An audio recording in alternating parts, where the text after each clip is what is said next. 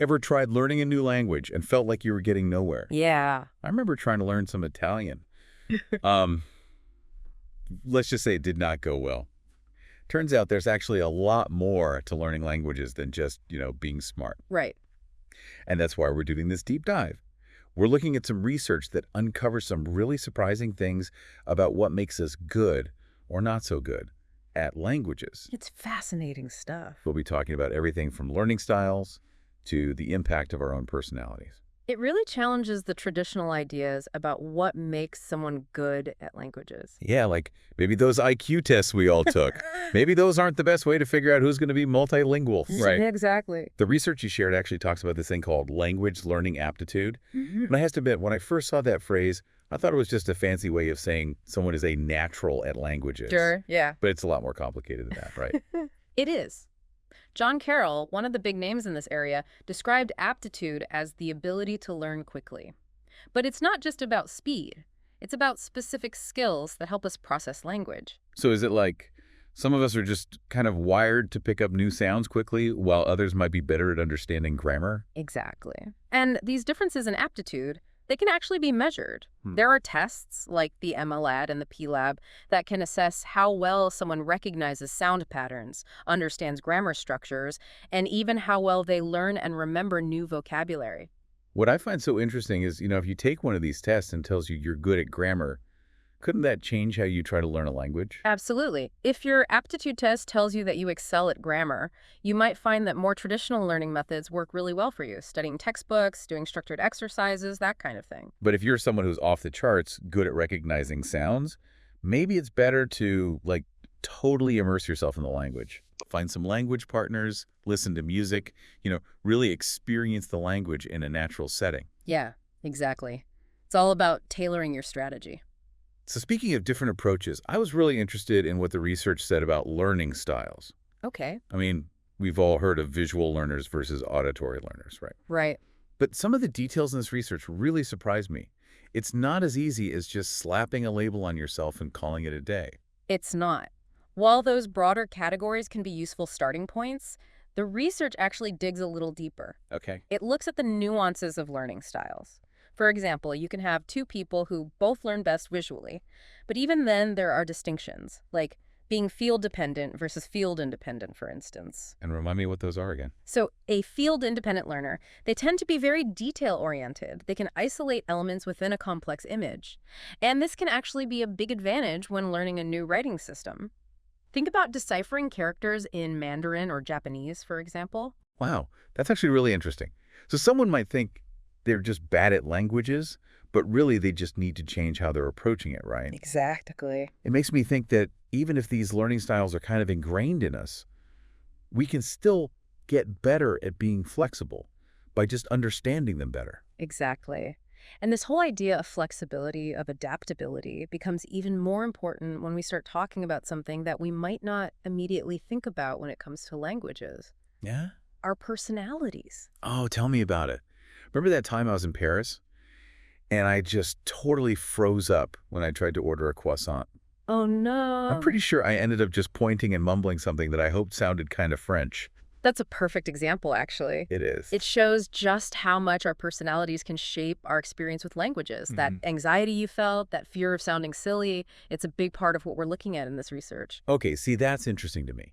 Because I just always assume that any type of anxiety is bad for language learning. Like, if you're nervous, you're just going to clam up, right? Well, it's not that simple. No. Not really. A little anxiety can actually be helpful. It can motivate us to prepare, to focus more, even push ourselves a little outside our comfort zones.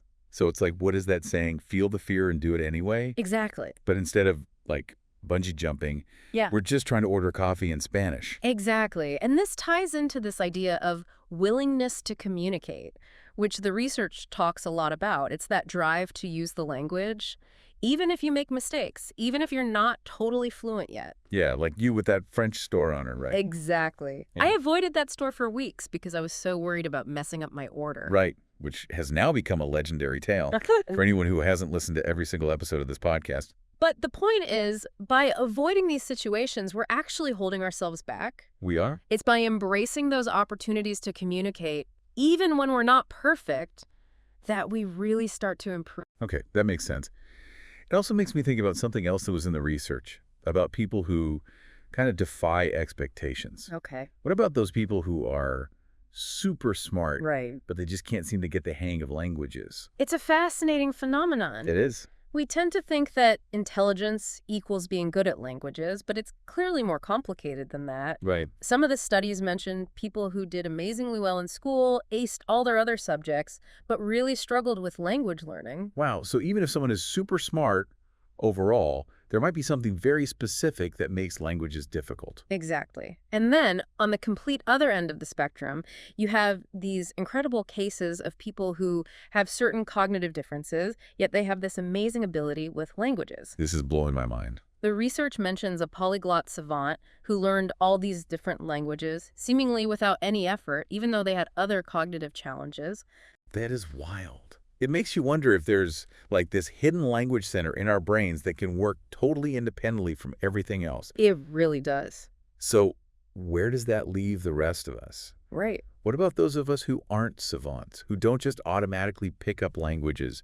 So we've talked about all sorts of things. We have. Aptitude tests, those incredible people who seem to defy all the rules when it comes to languages. It's fascinating stuff. But what about the rest of us? Is there some kind of secret formula for the average person who wants to learn a new language? I wish there was a simple answer. Right. But if the research has taught us anything, it's that there's no magic solution that works for everyone. Yeah, no magic pill, unfortunately. And that's actually a good thing, I think. It is. How so? Because instead of trying to find this one-size-fits-all approach, we can focus on something much more important: understanding ourselves. So we need to forget about finding that language gene and just accept that we're all a little bit different. Exactly. Embrace the complexity. Okay, I like that. But how do we actually do that? It starts with figuring out our strengths and weaknesses as learners. Maybe your aptitude test said you have a knack for grammar, but you also know you're not the most outgoing person. So instead of forcing yourself to do a language exchange right away, Right.